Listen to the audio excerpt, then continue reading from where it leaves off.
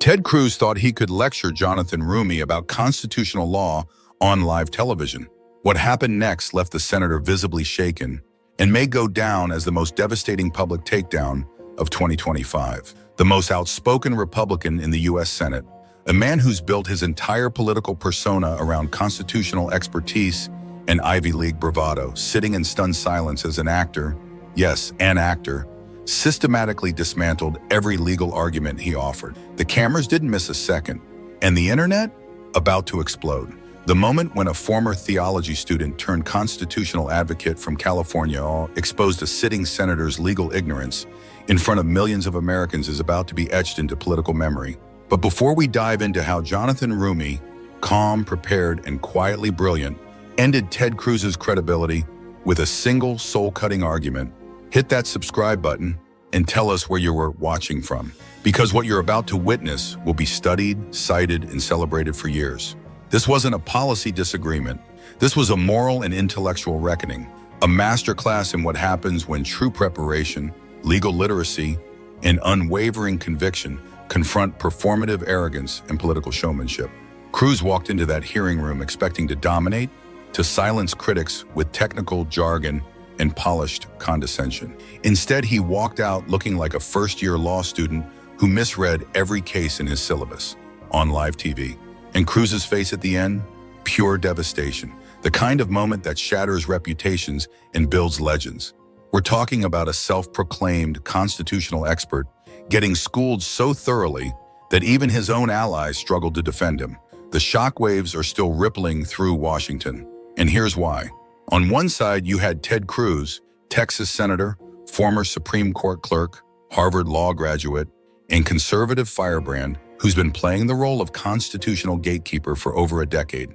He's used to being the smartest person in the room, the man who cites Federalist papers like scripture, who dominates Senate floor debates with verbal precision and academic pedigree. His career was built on it, from arguing before the Supreme Court to chairing Senate judiciary hearings. Cruz came into this hearing confident as ever. He had his binder of quotes, Supreme Court citations ready, and a media team prepared to spin the performance. After all, this was his domain: law, authority, command of the Constitution. And with a controversial emergency powers bill under fire, Cruz positioned himself as its most vocal defender. On the other side stood Jonathan Roumie, known to most Americans as the actor who portrays Jesus in The Chosen, but to those who followed his post-acting advocacy, also a fierce defender of justice, religious liberty, and constitutional integrity. What the nation was about to witness was not an actor playing a role, but a man of conviction stepping into the arena with quiet authority and devastating command of the law. Because what Cruz didn't realize was this: Roumie had been preparing for this moment for weeks. Not for show, not for cameras, but for the truth. While Cruz juggled interviews and party talking points, Roumie was poring over legal precedents, studying case law, and preparing a dismantling so thorough, so undeniable, that it would leave even seasoned observers speechless. The issue at stake? Cruz's bold reinterpretation of constitutional emergency powers in the context of a border crisis, a reading so aggressive that even conservative legal scholars expressed discomfort. He called it necessary. Roumie would soon show it was unconstitutional. The hearing opened predictably. Cruz, seated at the head of the committee, delivered his usual mix of rhetorical swagger and legalese. He spoke of defending the homeland, cited Federalist number 23, and invoked James Madison within the first 5 minutes. The first few Republican questions were softballs, giving Cruz ample room to sound authoritative. What he didn't know? Jonathan Roumie was listening intently. Then came the Democrats' turn to question. A few senators pressed Ted Cruz on executive overreach and the separation of powers, but he handled their objections with the ease of someone who had fielded these arguments 1,000 times before.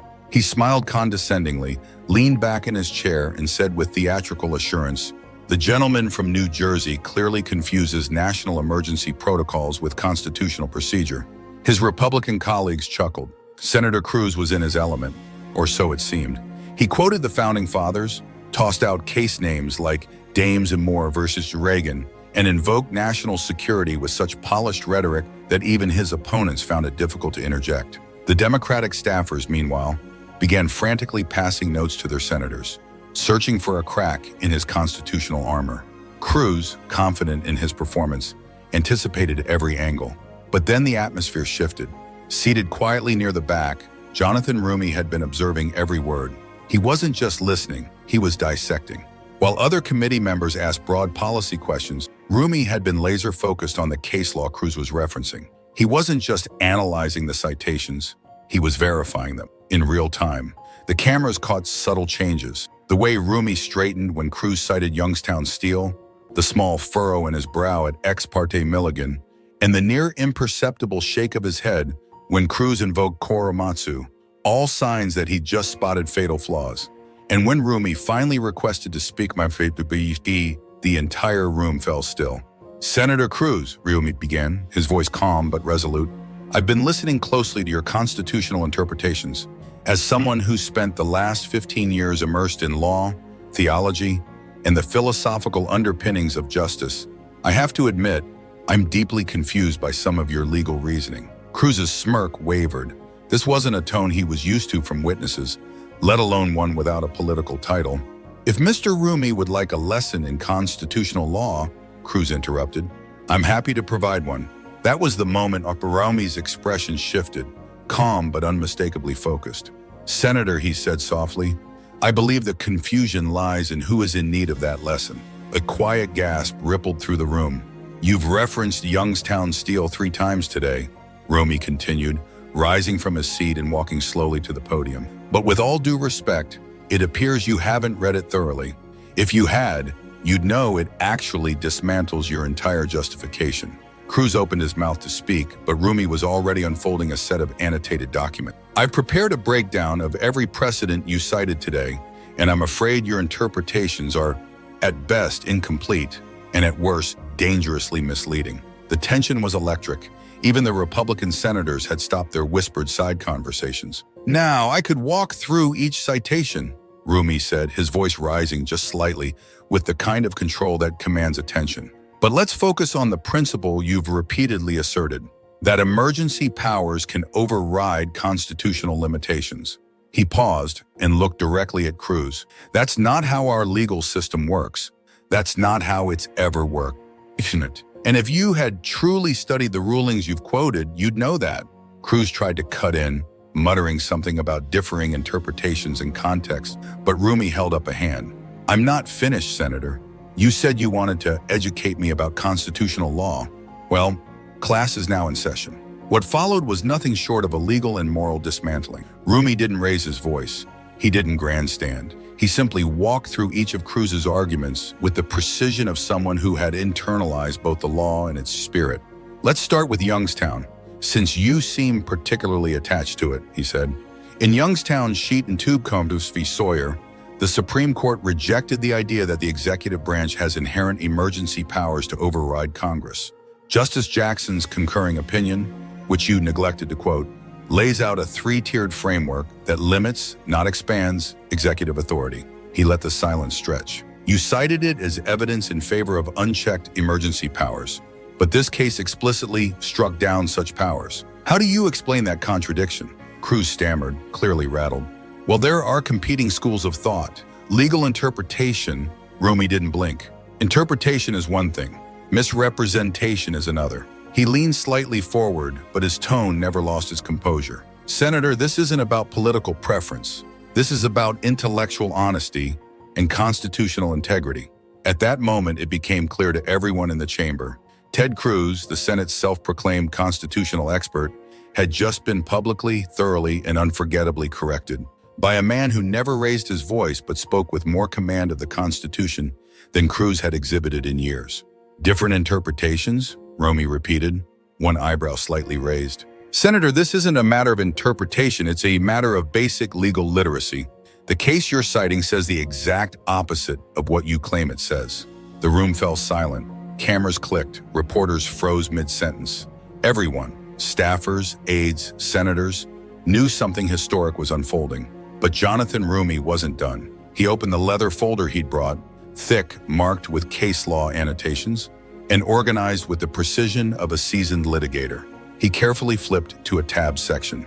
Now, he said, let's talk about ex parte Milligan, another ruling you've invoked today. Roumie glanced up.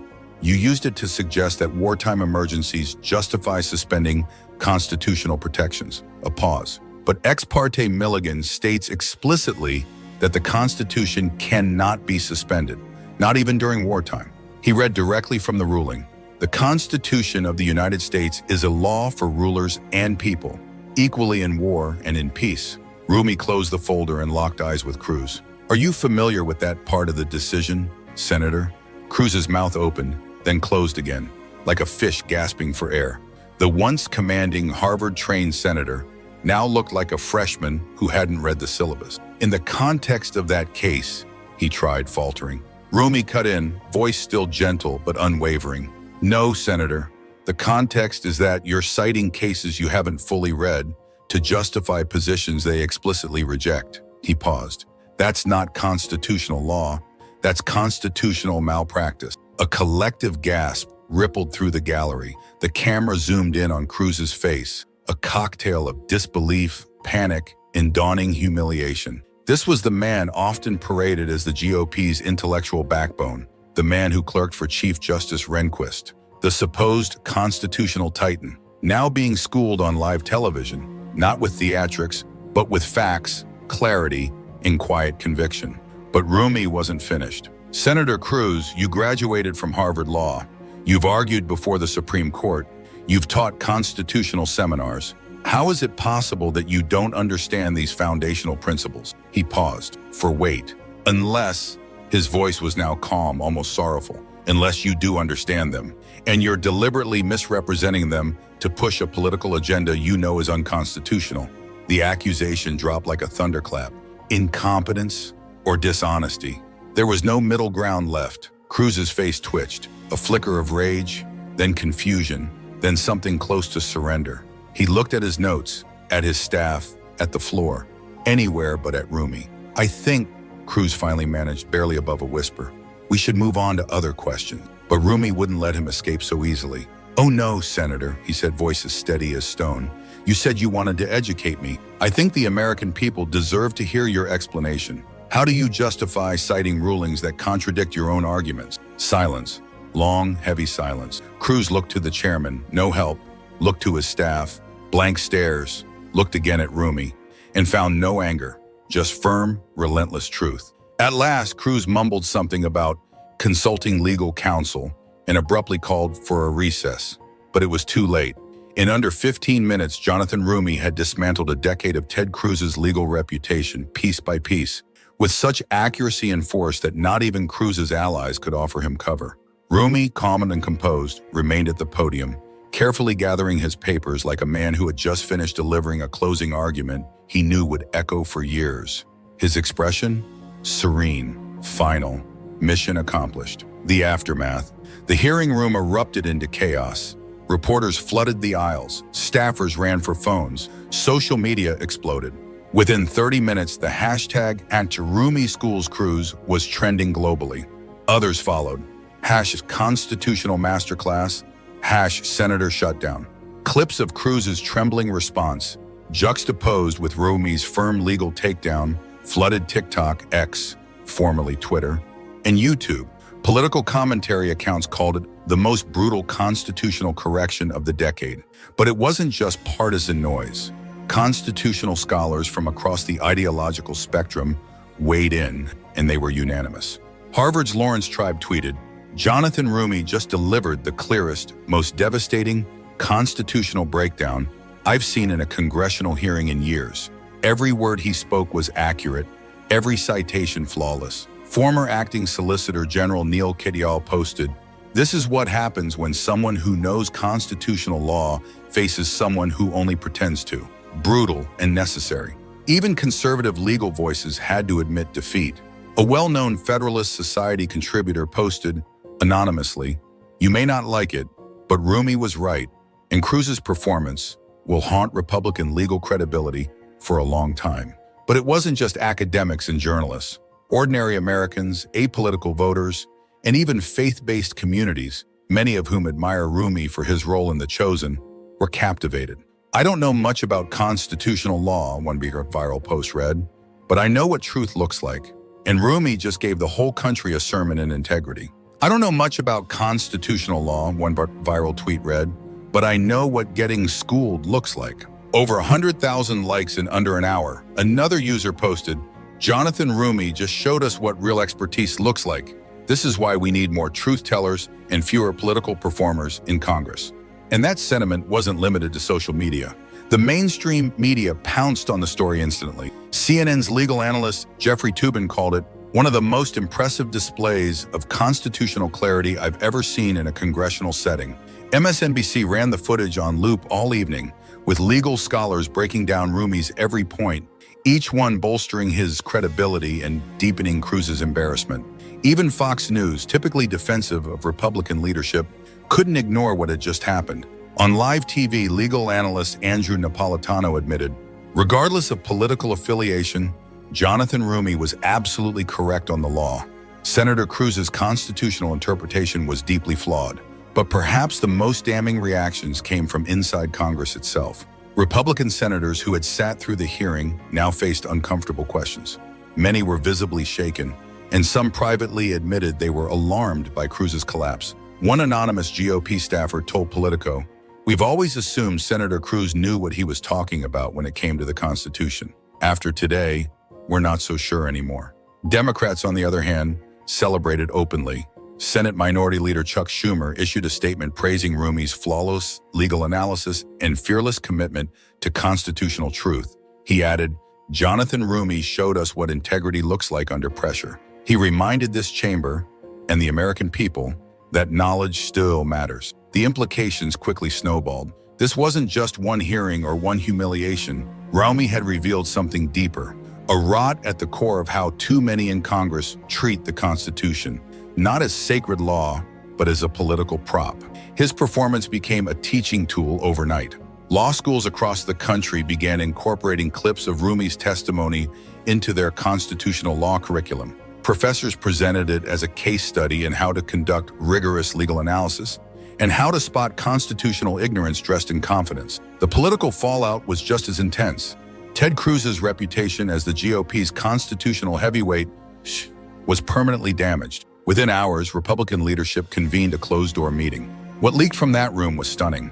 Sources confirmed that multiple senators questioned Cruz's ongoing role in legal strategy. Senator Mike Lee reportedly asked whether Cruz should step back from legal leadership roles for the good of the conference. In the end, the party quietly decided to assign a new team of lawyers to vet any constitutional arguments going forward, excluding Cruz. Meanwhile, Democrats moved swiftly. Roumie, who had only recently begun testifying in congressional hearings, was immediately tapped to join a bipartisan constitutional oversight committee. Senate Democrats featured Roumie in fundraising campaigns as the Constitution's defender. Advocacy groups flooded his office with speaking invitations, and some legal organizations even urged him to consider a public office run. But perhaps most significantly, Roumie's performance marked a generational shift in how Americans relate to constitutional law. His approach, scholarly, humble, precise, inspired a growing number of younger Americans to engage seriously with legal education. Law schools saw a surge in applications to constitutional law programs, especially among first-generation students, women, and students of color who saw in Roumie a model of conscience and competence. Polls showed that 73% of Americans believe members of Congress should be required to pass a basic constitutional literacy test before assuming office. Even 68% of Republicans agreed, a stunning rebuke of Cruz's performance. The American Bar Association released a rare public statement calling for improved constitutional education among elected officials, citing the Cruz-Roumie exchange directly. Even the Federalist Society, usually aligned with Cruz ideologically, issued a carefully worded acknowledgement praising Roumie's uncompromising fidelity to constitutional text and precedent, while noticeably omitting any defense of Cruz. In the following days, Roumie's office was overwhelmed with media requests and academic invitations. The American Constitution Society asked him to keynote their annual conference. Harvard Law School personally invited him to join a symposium on the future of constitutional integrity. Meanwhile, Cruz's office scrambled to recover. They released a vague statement about complex interpretational frameworks and evolving jurisprudence. But the damage was irreversible. The public had seen the truth, and truth didn't need a press release. The Showdown also reignited a national conversation about what qualifies someone to lead. If a sitting senator, known for his constitutional swagger, could be exposed this thoroughly, what did that say about the entire political class? Prominent constitutional scholars began publicly calling for competency assessments, even if symbolic, for elected officials on the very document they swear to uphold. And while such a measure may never be enacted, the fact that the idea gained serious traction spoke volumes. Roumie had ignited something beyond a hearing. He had sparked a reckoning. The international reaction was just as powerful. Foreign media outlets covered the confrontation not just as a glimpse into American dysfunction, but as a sign of hope that even amid chaos, some in the U.S. still treated constitutional law as sacred. The BBC aired a segment titled, "The Day American Constitutional Law Mattered Again." In Germany, legal journals hailed Roumie's performance as a rare intersection of legal clarity, moral authority, and civic courage. French analysts called it a turning point in the intellectual integrity of American governance. As the weeks passed, the impact of that 15-minute exchange only grew. Jonathan Roumie, already known for portraying figures of deep moral conviction, emerged as a national legal conscience. He began appearing on major news networks, not as an actor, but as a constitutional explainer, someone who could distill complex legal issues into truths the public could grasp. His analysis was praised for its clarity, accuracy, and humility. His voice became a steady presence in a chaotic landscape. Meanwhile, Ted Cruz's influence, once undeniable, faded quickly. Republicans stopped turning to him for constitutional leadership. His sound bites lost weight. His legal opinions, once quoted on the Senate floor, were quietly excluded from strategy sessions. Roumie's performance had done what few believed possible. It had reset the terms of the legal conversation in Washington. The hearing itself became a case study, taught in law schools from Harvard to Howard, from Notre Dame to UCLA. Professors used it to show how preparation and principle can still triumph over political performance. Young lawyers, pre-law students, and recent grads cited Roumie's stand as inspiration. Applications to public interest law programs surged. Students weren't just dreaming of careers in corporate law anymore. They wanted to serve, to defend the Constitution, to speak truth to power. The moment transcended politics. It became a glimpse of what American democracy could still be, when those sworn to uphold the Constitution actually understand and respect it. Historians have already begun placing Roumie's takedown of Cruz alongside legendary congressional moments. Joseph Welch's "Have you no sense of decency?" to Anita Hill's historic testimony. But this moment offered something unique, a reminder that expertise, humility, and courage still matter. In an age dominated by sound bites and spectacle, Roumie's methodical dismantling of Cruz's arguments was a revelation that substance could still overpower style.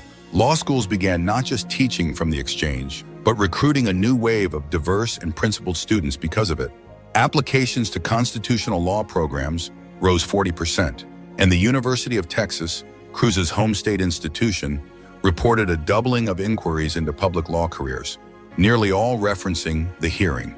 For Cruz, it was a permanent rupture. He could never again invoke constitutional law without the memory, in video, of being exposed. Republican strategists acknowledged as much behind closed doors. Conservative legal institutions distanced themselves. The Heritage Foundation, once eager to feature Cruz, quietly removed his seminar footage from its website.